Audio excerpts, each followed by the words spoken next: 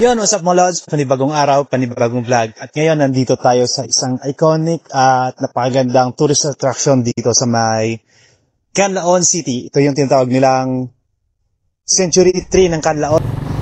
Magandang araw mga kaibigan. Tara, puntahan natin at check natin yung napakagandang Century 3 ng Canlaon. No? Galing ng Canlaon proper, Canlaon City, almost mga 30 minutes o mahigit pa yung biyahe natin papunta doon. So, tara, samahan niyo ako at explore natin yung Century 3 ng Canlaon. Let's go! Yun, at mukhang nakatapos lang ng malakas ng ban dito. Yun, basata yung daan.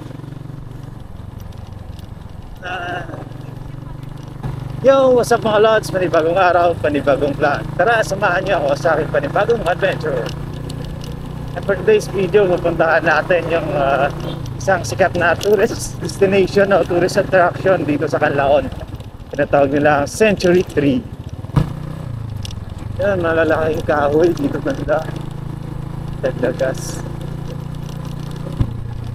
Yan, sabi ng vibe dito. Yan, maganda yung ambience. Maganda ng vibe. Yan, at may maliit na park dito. Isha Garden. Konti na lang, mararating na natin yung Century 3. Malapit tayo mag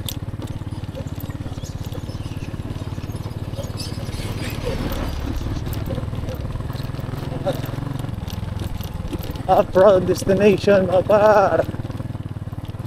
Buti na yung classic dala natin. Woo!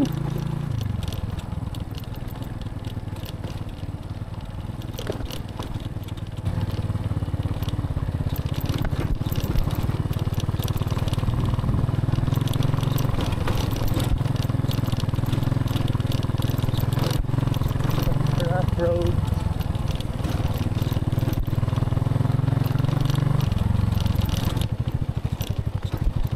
Ay, naka-5 black.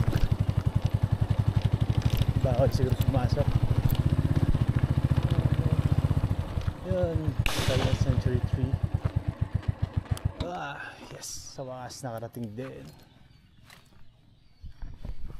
Yo, what's up mga lods? Panibagong araw, panibagong vlog, no? At andito tayo ngayon sa Canlaon, no? Tingnan natin at check natin yung tinatawag nilang Century 3 ng Canlaon. So, tara, sabahan niyo ako.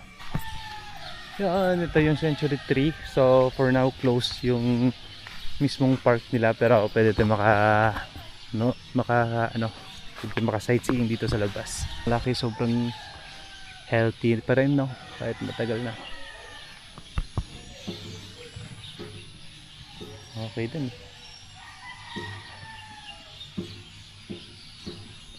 Tara, meron ditong Baliti View Cafe. So, Baliti View Cafe. So, magkakape muna tayo at papalipad tayo maya ng drone.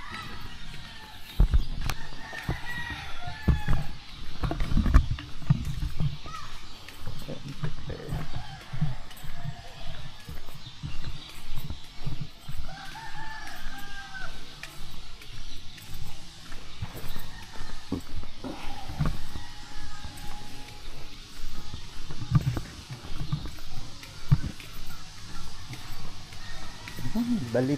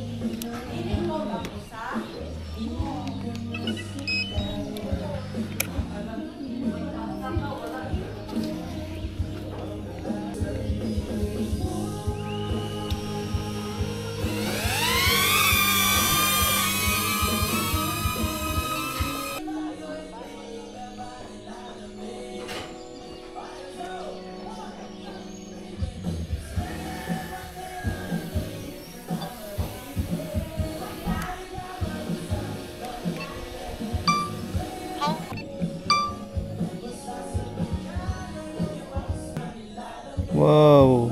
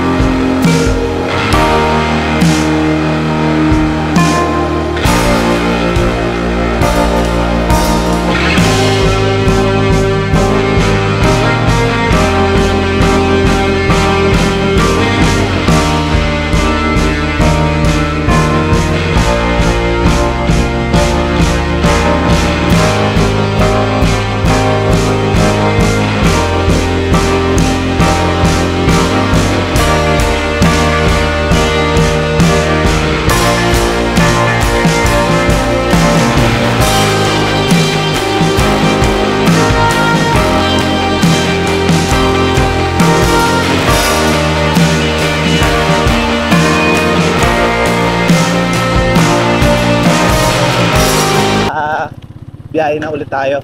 Walang dito sa channel na to, at kung nagustuhan mo yung content na to, huwag kalimutan mag-like, subscribe, at pindutin yung notification bell button para lagi kayong updated sa mga bagong uploads. Hanggang sa muling pagkikita. Ciao!